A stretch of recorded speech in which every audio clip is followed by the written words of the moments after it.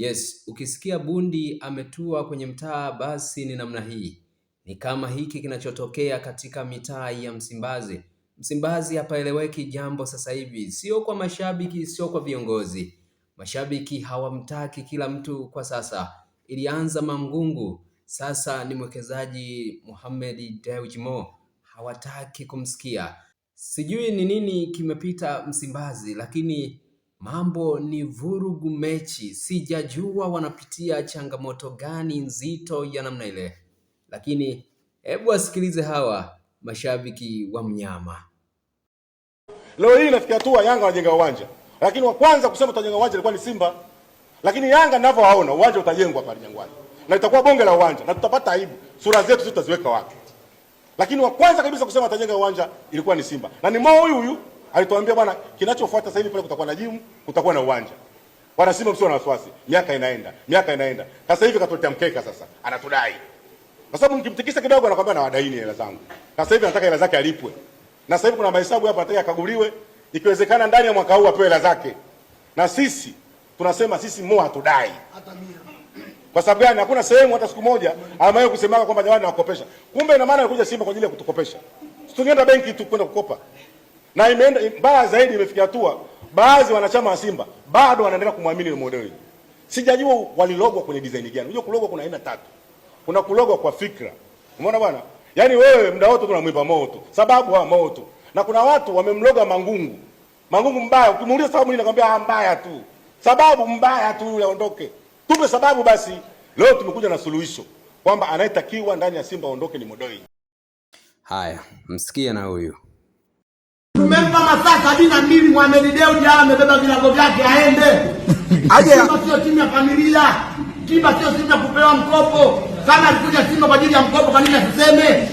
Na kama anaona bilioni zake ni nyingi, sisi wana Simba tuko mashabiki zaidi ya milioni 20.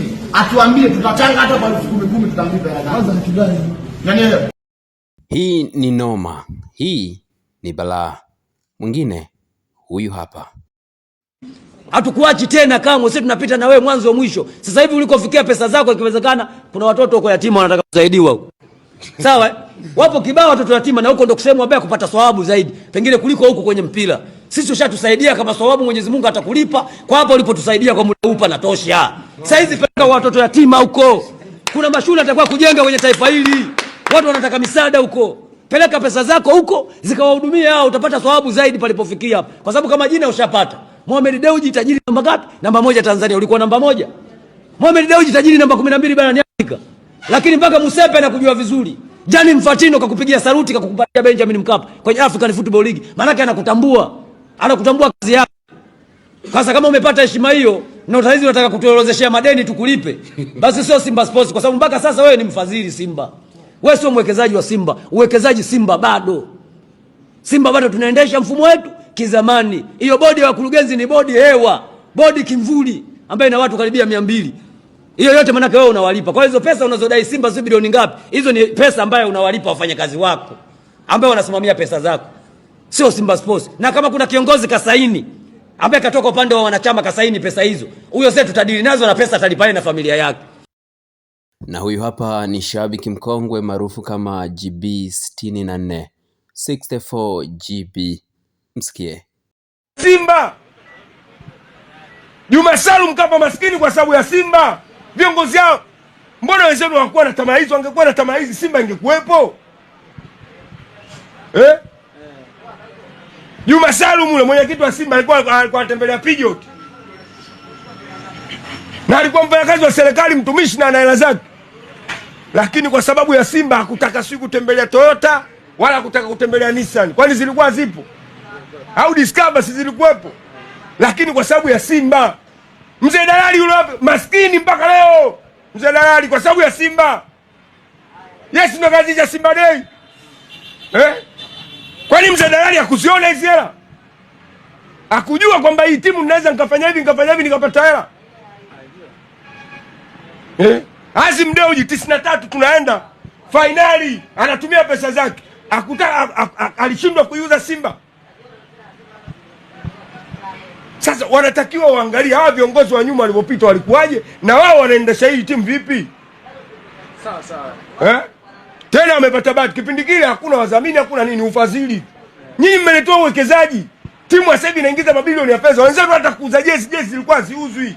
Jezi ukiona mtu kavaa jezi kapora mchezaji. Sasa hivi mnauza jezi, mikataba ya jezi bilioni 6.7, 6.8. Mbet ya dadi yao dali Betway bilioni 6. Yaani mnaendesha timu hamna hata mawazo. Tofauti na viongozi wa kipindi kile. Viongozi wanafanya kuombaomba, kaingia huku, si kaomba hichi, kaingia huku, msaada serikalini sio. Na timu ilikuwa inafanya vizuri. Sasa leo mtu ameitoa timu huko alikoitoa. Simba ilikuwa imetupwa jararani.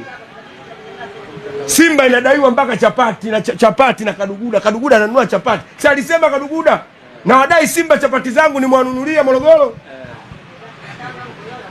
Sasa leo mtu anakuja, jamani Simba yetu vipi? Jamani Simba ndio hiyo. Leo wanamweka uchi bosi wetu.